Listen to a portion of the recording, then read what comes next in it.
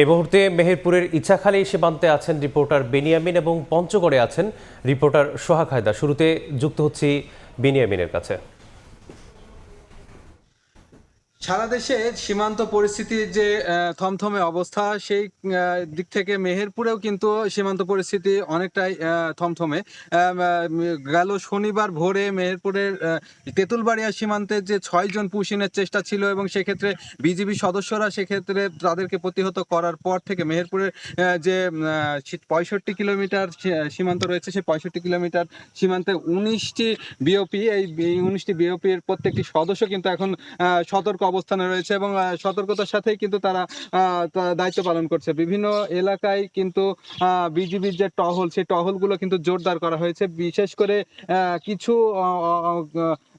তারকাটার পাশে রয়েছে যেখানে ভারত সীমান্তে গেট রয়েছে, সেই গেটগুলোতে কিন্তু বিজিবি সকাল থেকে রাত অবধি সেখানে অবস্থান করছে এবং টহল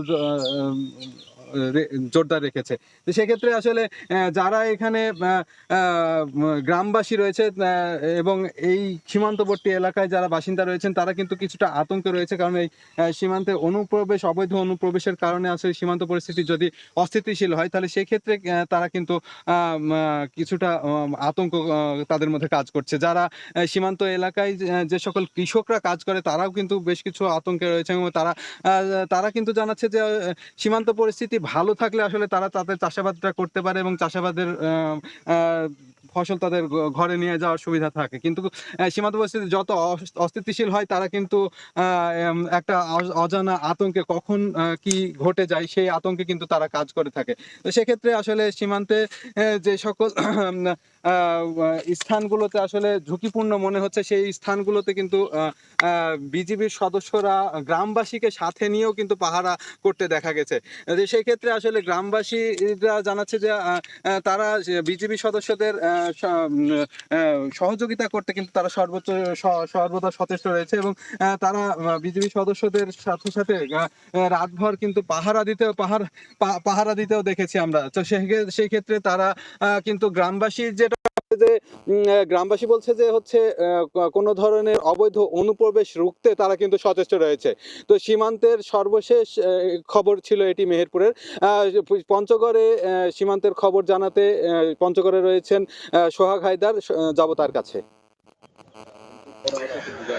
বলে রাখি যে সারা দেশের মতো উত্তরের জেলা পঞ্চগড়েও কিন্তু বিজিবি যারা সদস্য রয়েছে, তারা কিন্তু কঠোর নিরাপত্তার মধ্যে রয়েছে। তারা সীমান্ত নিরাপত্তায় কিন্তু ইতিমধ্যে তাদের যে সকল কার্যক্রম রয়েছে সেগুলো গ্রহণ করেছে। আমি বলে রাখি যে বাংলাদেশ বর্ডার গার্ড বিজিবির যারা সদস্য রয়েছে পঞ্চগড় জেলার প্রত্যেকটি সীমান্তে তারা তাদের নিয়মিত টহল কার্যক্রম পরিচালনা করা হচ্ছে। এই মুহূর্তে বলে রাখি আমি আছি পঞ্চগড়ের মিরগড় সীমান্ত এলাকায়। ঠিক এখানে কিন্তু ঝড়ো বৃষ্টি ঝরছে। এই বৃষ্টিকে উপেক্ষা করে কিন্তু ঠিক এভাবেই তারা কিন্তু দিন রাত এভাবে কাজ করছেন নিরাপত্তা দেওয়ার জন্য। একই সাথে বলে রাখি যে গত কয়েকদিন ধরে আমরা লক্ষ্য করেছি যে বিজিবি সদস্যরা স্থানীয়দের নিয়ে যে সকল জায়গা রয়েছে ঝুঁকিপূর্ণ, সেখানেও কিন্তু তাদের যে কার্যক্রম রয়েছে তারা পরিচালনা করছে। আমরা বলে রাখি যে পঞ্চগড় জেলায় 276 কিলোমিটারের মতো সীমান্ত এলাকা রয়েছে। এর ভিতর কিন্তু পঞ্চগড় 18 বিজিবি ব্যাটালিয়নের 136 কিলোমিটারের মতো দায়িত্বপূর্ণ সীমান্ত এলাকা রয়েছে। এই 136 কিলোমিটারে কিন্তু কঠোর নিরাপত্তা জোরদার করা হয়েছে। একই সাথে এর পাশাপাশি আরো দুটি ব্যাটালিয়ন রয়েছে, নীলফামারী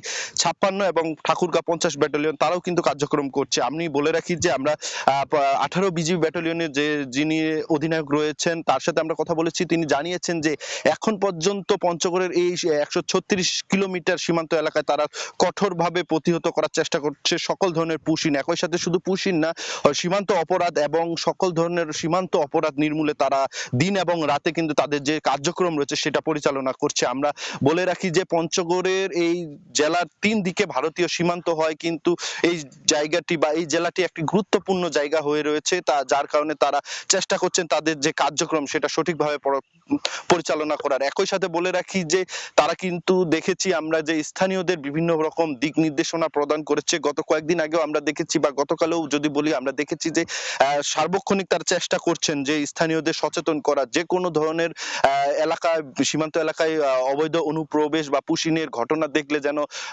আশপাশে যে সকল বিওপি রয়েছে, যা বিজিবি সদস্য রয়েছে, তাদের যেন বিষয়টি জানানো হয় এবং বিজিবি সদস্যদের তৎপরতায় তারা যেন এগিয়ে আসে, এমনটি আমাদের জানিয়েছেন। আরেকটি বিষয় বলে রাখি যে এখন পর্যন্ত পঞ্চগড়ে আমরা দেখেছি গত 4 দিন ধরে, কিন্তু গতকাল সর্বশেষ চতুর্থ দিনে আমরা দেখেছি যে গত শুক্রবারে পঞ্চগড়ের নীলফামারীর দায়িত্বপূর্ণ সীমান্ত এলাকায় প্রায় 10 জনকে পুশিনের চেষ্টা করা হয়েছিল। পরে 4 দিনের মাথায় কিন্তু ভারতীয় সীমান্তরক্ষী বাহিনী বিএসএফ পরে বিজিবির কঠোর বাধায় কিন্তু তারা কিন্তু তাদের ব্যাক নিতে বাধ্য হয়। বলে রাখি যে পঞ্চগড় 18 বিজিবি ব্যাটালিয়নে যারা সদস্য রয়েছে ঠিক এভাবেই বৃষ্টি উপেক্ষা করে কিন্তু তাদের যে কার্যক্রম রয়েছে সেটা পরিচালনা করছে। একই সাথে কিন্তু তাদের এই কার্যক্রমে কিন্তু স্থানীয় যারা বাসিন্দা রয়েছে তারা কিন্তু একাত্মতা ঘোষণা করছেন। তো এই ছিল আমার কাছে পঞ্চগড়ের সীমান্তের সর্বশেষ আপডেট। সীমান্ত পরিস্থিতির খবর জানছিলাম মেহেরপুর এবং পঞ্চগড় থেকে।